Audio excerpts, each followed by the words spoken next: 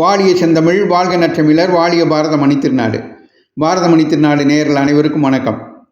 காஞ்சிமா முனிவரின் கனிமொழிகளை பார்த்து கொண்டிருக்கிறோம். அந்த வரிசையிலே இன்று 5வது நாளாக அவர் பிள்ளையார் குறித்து கூறியுள்ள கருத்துக்களைத்தான் தொடர்ந்து பார்க்க இருக்கிறோம். பிள்ளையாருக்கு கோயில் என்று இருப்பதே ஒரு அறைதான். அதனால் ஒரு பேதமும் இல்லாமல் யாரும் கிட்டே போய் தரிசிக்க முடிகிறது. ஆலய பிரவேச சட்டம் முதலான சண்டைகள் இல்லாமல் எல்லாருக்கும் அவர் சுவாதீனம். பிரகாரங்கள் எல்லாம் தாண்டி உள்ளுக்குள்ளே உட்கார்ந்திருக்கிற சுவாமிகளை விட, பெரிய விக்கிரகத்தை விட இப்படி எங்கு பார்த்தாலும் நட்ட நடுவில் உட்கார்ந்திருக்கிற பிள்ளையார் அவர்தான் தப்பாமல் ஜனங்களை இழுத்து தோப்பு கொர்ணம் வாங்கி கொண்டு விடுகிறார். பிள்ளையார் வழிபாட்டுக்கென்றே சில அம்சங்கள் இருக்கின்றன. சிதறு தேங்காய் போடுவது, நெற்றியில் குட்டி கொள்வது, தோப்பு கன்னம் போடுவது ஆகியவை பிள்ளையார் ஒருவருக்கே உரியவை.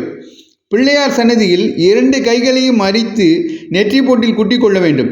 இப்படியே 2 கைகளையும் மறித்து காதுகளை பிடித்து கொண்டு முட்டிக்கால் தரையில் படுகிற மாதிரி தோப்பு கர்ணம் போட வேண்டும்.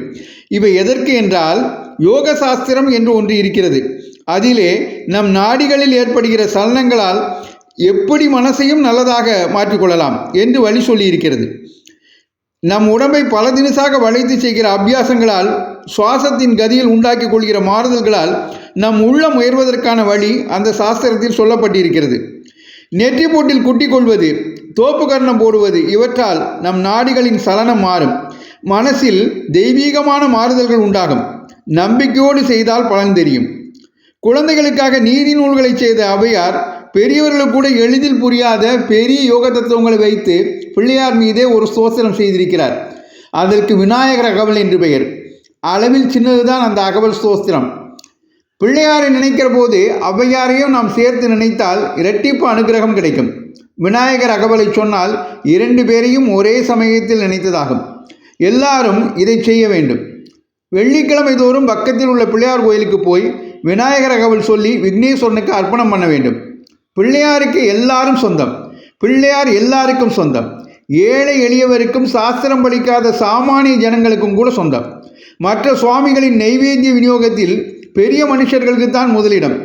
பிள்ளையாரோ தமக்கு போடுகிற சிதறகாய் இவர்களுக்கு போகாமல் ஏழை குழந்தைகளுக்கே போகும்படியாக வைத்து கொண்டிருக்கிறார். எல்லாரும் அகவல் சொல்லி அவரை வழிபட வேண்டும். பெண்களுக்கும் குழந்தைகளுக்கும் இதில் அதிக உரிமை உண்டு. அவ்வை பெண்ணாக பிறந்ததால் பெண்கள் எல்லோருக்கும் அவருடைய இந்த ஸ்தோத்திரத்தில் பாத்தியதை ஜாஸ்தி.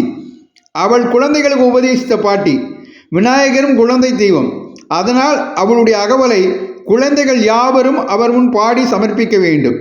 கொஞ்சம் கடமுட என்றிருக்கிறதே, அர்த்தம் புரியவில்லையே என்று பார்க்க வேண்டாம்.